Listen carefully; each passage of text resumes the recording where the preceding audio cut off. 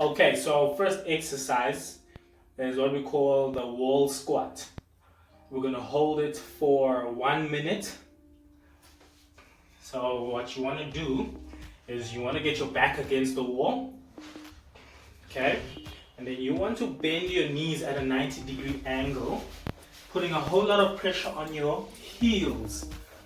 More pressure on your heels, 90-degree angle at the knee, right? Feel your quads engage and push your lower back into the wall, engaging your abs. Right, and then you're gonna hold it there for 1 minute. Just 1 minute, keep it steady, keep it strong. If you can't handle a minute, whether it's 30 seconds, 45 seconds, build your way up to 1 minute or more. The longer you hold it, the better. The more toning, the more calories you will burn, the more fat burning that will take place in your body. Okay? Keep your head neutral, lower back touching the wall, 90-degree angles, and a whole lot of pressure on the heels. Okay, super. So, Nice. The next exercise is what we call the pelvic tilts. So, the aim with the pelvic tilts is that you want to tilt your pelvis forward and backwards. Forward and backwards. We want to work your core, we want to condition your core to be able to hold your pelvis in a neutral position. Okay, the stronger your core is, the better, the better for your body functionally. So what we're trying to do is we're trying to tilt that pelvis so that we can push our lower back into the floor as hard as we can.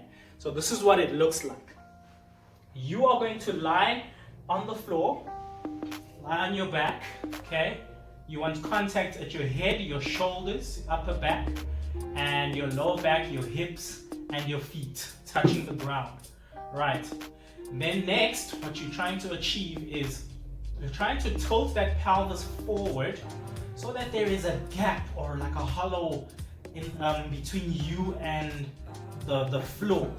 Okay? So you tilt your pelvis forward and then you tilt your pelvis backwards, engaging your core. Don't rush to release. Engage that core, push that lower back to the floor, making contact, and hold it there for about 5 seconds, and then you tilt your pelvis back forward, release. So we count that as 1, then we go for 2, squeeze, 5-second holds, then release, and then we go for 3, squeeze as hard as you can. You want to really engage those core muscles, those lower ab muscles, and feel it burn, feel it engage. Right, super duper. Let's move on to the next exercise. Third exercise, remember, 30 to 45 seconds rest in between each exercise. You want to keep it moving. You do not want to rest longer than 1 minute. Otherwise, we lose the purpose and we lose what we're trying to achieve with exercise and the body. All right, super duper. So next exercise is we've got burpees.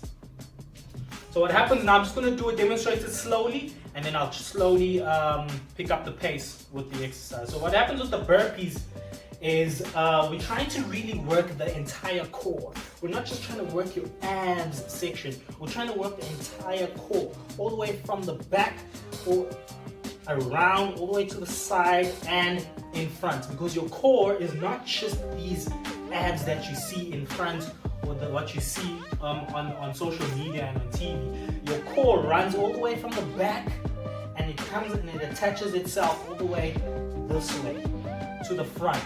Right, so we want to work that entire core. That's how you burn that belly fat surrounding your midsection. All right, so without saying too much, let me just demonstrate the workout. What you're trying to achieve here is you want to give a jump as high as you can, as if you're trying to touch the ceiling, and then straight after that jump, you touch the floor, slight bend in the knees. Okay, you don't want to round your back too much. Try to keep that back neutral, so chest out, straight back at all times, because we're trying to engage that core as well from the back. Okay, so there's a whole lot of active muscle activation and a whole lot of movement that happens in the burpee. Right, so then you're going to get both hands on the floor, Okay, and then you're going to jump from this position. You're pushing your knees slightly to the floor. From this position, you're trying to jump all the way back. Okay, now you don't want to keep your hips bent in this phase. The moment you get that jump backwards, you want to get your hips neutral. You want your shoulders, your hips, and your ankles. So if you look, my shoulders, my hips, knees, and ankles are all in a straight line. You don't want to take your hips out of that alignment. Get your hips in that straight line. Okay, hips down, push your core in. So you're pushing your hips down and you're pushing your core inside, trying to get that muscle activation. Once you achieve that, you're not trying to bend your back. Try and avoid doing that. So you just want to get those hips and all those joints in that straight line. Okay, engage your core, and then you jump back up into that position, and then all the way back onto your heels, and then you jump again. Okay, so I'm quickly going to give you 3 of them just to show you what it looks like when you're doing the workout at a certain speed or pace. Right, here we go. So watch me.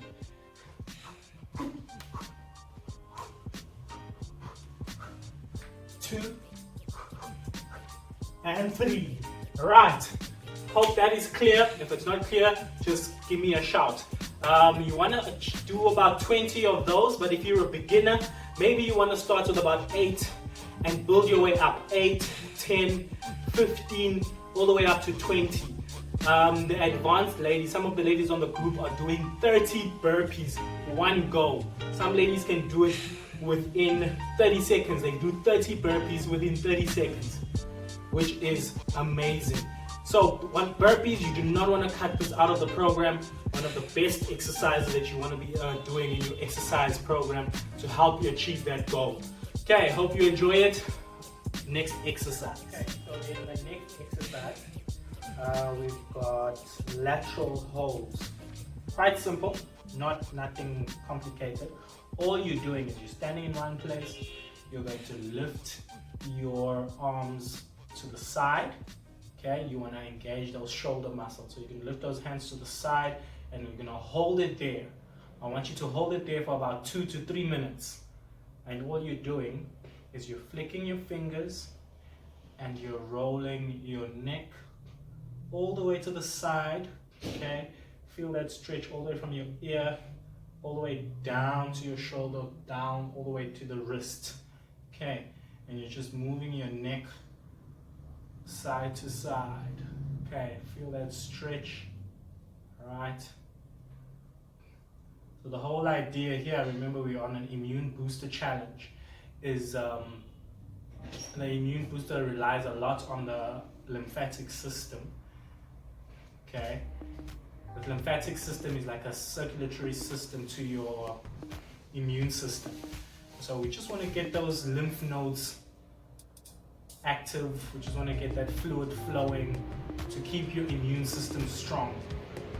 If your lymphatic system is not functioning, or if there's no flow in the lymphatic system, your immune system struggles to fight bacteria and viruses.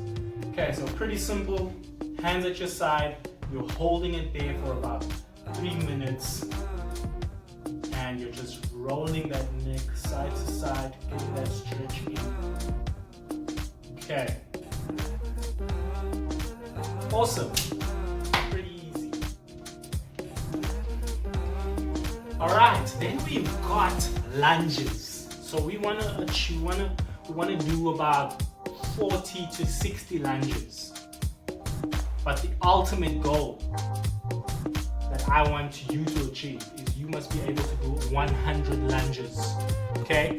If you haven't been exercising for the past 3 months, I would say start off with some squats. So I'm going to demonstrate to you quickly some squats, and then you can move on after a couple of weeks, then you can move on to the lunges. So just quickly, let's have a look at some squats.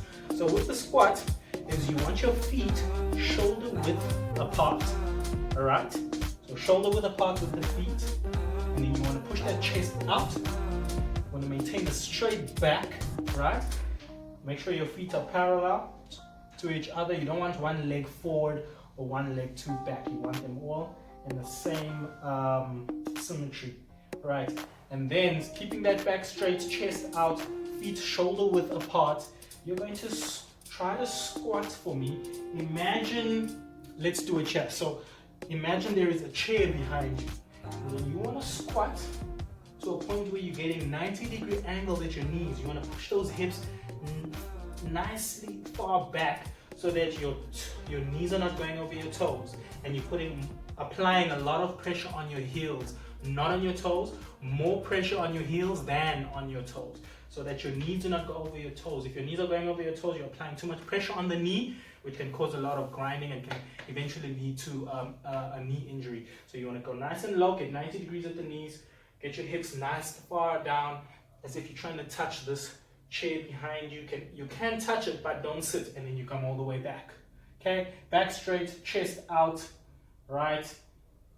A lot of pressure on the heels. Get 90 degrees at your knees, hips nice and low, and then back up. Okay, try not to lean forward, keep that back straight, and just keep flowing.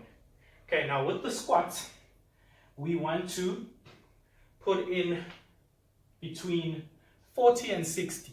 Same with the lunges, but your ultimate goal is you want to get to 100 squats. Right, and moving right along, we've got lunges. Okay, so with the lunges, how we want to do them is we want to get a nice long stride. Right, putting a lot of pressure on the heels. Okay, and when you go down, you want to maintain that 90-degree angle at your knee, just like when you're squatting. You don't want your knees going over your toes, so you want to put a lot of pressure on your heels than on your toes. Get nice depth, get that 90-degree angle going.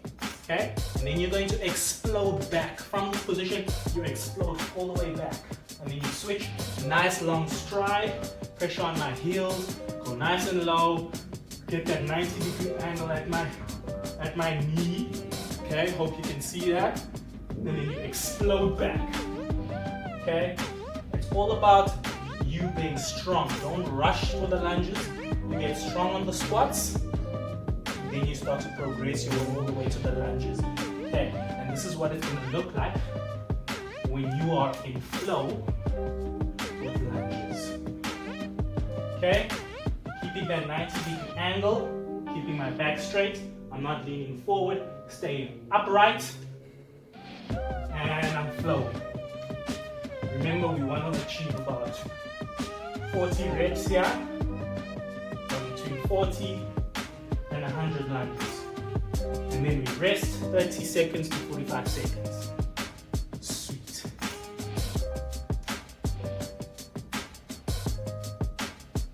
Alright, then next exercise after you've rested for about 30 to 45 seconds. Remember, you don't want to rest too long. A minute, more than a minute is too long. Alright, if you feel too tired, still breathing too heavy, heart is still racing, then you can maybe extend your resting period to about 1 minute 20 seconds, 1 minute 30 seconds. But you want to try and avoid that. You want to keep things flowing.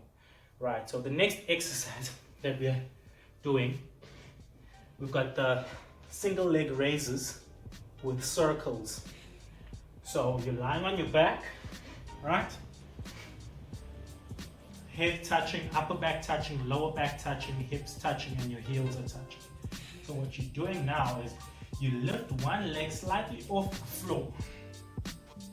And you want to hold it there. Okay. Keep that lower back touching the floor. And you want to draw circles. You're going to come all the way up and then to the side. And just draw those circles, keeping your lower back touching the floor. Just draw that was 1 circle, 2 circles. So remember what we're trying to achieve here is we're trying to get movement in the body to strengthen your lymphatic system. The stronger your lymphatic system is, the more capable your immune system is to fight. Okay, so we want to achieve about 20 circles. You should be very flexible. You should be able to get your leg all the way to the side And then you draw that circle, keeping your leg off the floor, and just 20 circles, just like that. Okay? So 20 one side, 20 the other side, and then you rest.